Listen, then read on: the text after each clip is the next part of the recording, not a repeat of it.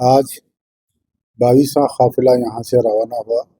جملہ 23 فلائٹس تھے، جس میں سے 22 فلائٹس روانہ ہو چکے ہیں۔ 9272 عازمین اللہ کے فضل سے تلنگانہ اسٹیٹ حج کمیٹی سے جدہ یعنی مکہ معظمہ پہنچ چکے ہیں۔ الحمدللہ سب خیر و عافیت سے ہیں۔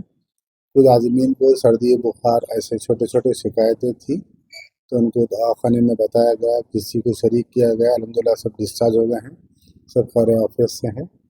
اور آج کے قافلے کو روانہ کرنے کے لیے دکن کی ممتاز عالم دین مولانا جعفر پاشا صاحب قبلہ تشریف لائے تھے۔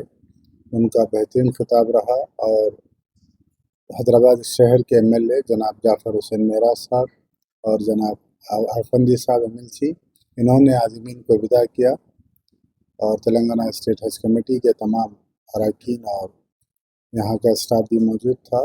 الحمدللہ ہم حتی الامکان میں کوشش کر رہے ہیں کہ عازمین کو کسی قسم کی تکلیف نہ پہنچے، اور جو حج انسپکٹر ساتھ گئے ہیں ان کو کھڑا کر ان کے جو گروپ بنایا گیا ہے تمام عازمین سے ملایا گیا کہ آپ کے ساتھ رہیں گے، کسی قسم کی کوئی تکلیف ہے تو ہمارے انسپکٹر آپ کی وہاں نمائندگی کریں۔ سر، اب تک کے 23 دن ہو چکے ہیں، اور جو بھی ہمیں وزٹر آئے کافی انہوں نے تعریف کی ہے اور بہت اچھا ارینجمنٹ رہا ہے، تو اس بارے میں آپ کیا کہیں گے؟ الحمدللہ کوشش کر رہے ہیں کہ ہمارے چیف منسٹر صاحب کی ہدایت ہے، ان کی خواہش بھی ہے کہ عازمین کو کوئی تکلیف نہ ہو۔ ان کے ساتھ جو دور دراز سے لوگ آ رہے ہیں ان کو بھی ٹھہرنا، ان کو بھی ہم کھانا کھلانے کا انتظام کیے ہیں، اور انشاءاللہ کل آخری فلائٹ ہے، اللہ چاہے تو ہمارے بہترین خدمات رہیں گی۔ سر، کتنے اسٹیٹ کے لوگ یہاں سے گئے ہیں؟ جملہ اب تک 14 اسٹیٹ کے لوگ یہاں سے روانہ ہو رہے ہیں۔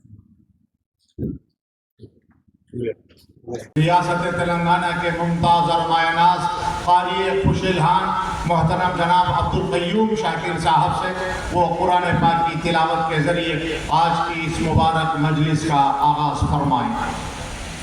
کچھ ہادیاں یہ سمجھتے ہیں کہ اس کو بھی شاید ایک ٹور کی طرح لیتے ہیں، ہرگز نہیں لینا چاہیے۔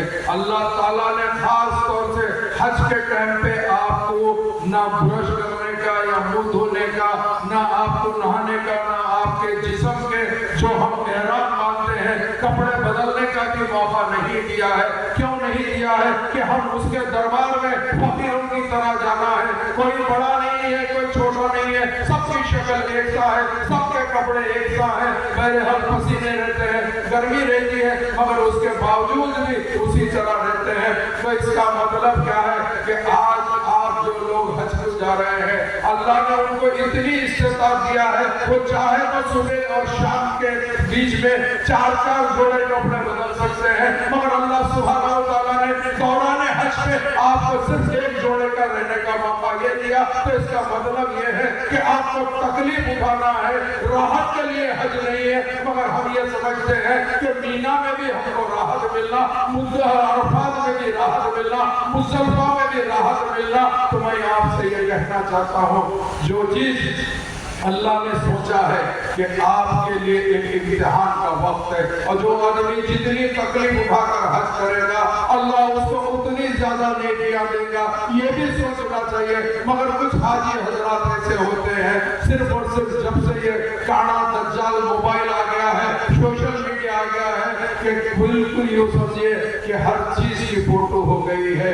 اگر اللہ تبارک تعالیٰ نے جب یہ کہا کہ ابراہیم آواز نکالو اور بلاؤ لوگوں کو، تو ابراہیم علیہ السلام نے کہا کہ مولا میری آواز کہاں تک جائے گی، میری آواز کہاں تک پہنچے گی؟ اللہ تبارک تعالیٰ نے فرمایا ابراہیم آواز دینا تمہارا کام ہے، قیامت تک آنے والوں کے کاموں کو پہنچانا میرا۔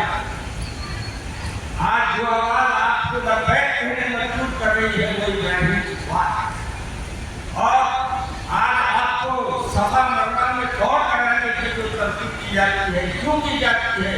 اس لیے کہ آپ کے زوج محترمہ، آپ کے اہلیہ بیوی اور بیوی حاجرہ نے اپنے صاحبزادے حضرت اسماعیل علیہ السلام کے لیے پانی کو تلاش کیا، اور پانی کو تلاش کرنے کے لیے آپ نے صفا اور مروہ کے درمیان آپ جو دوڑ لگائی اور جس انداز سے اپنے بیٹے کے لیے پانی کو تلاش کیا، آج ہم جو دوڑتے ہیں وہ پانی کے لیے دوڑے تھی، آج آپ اس لیے دوڑے کہ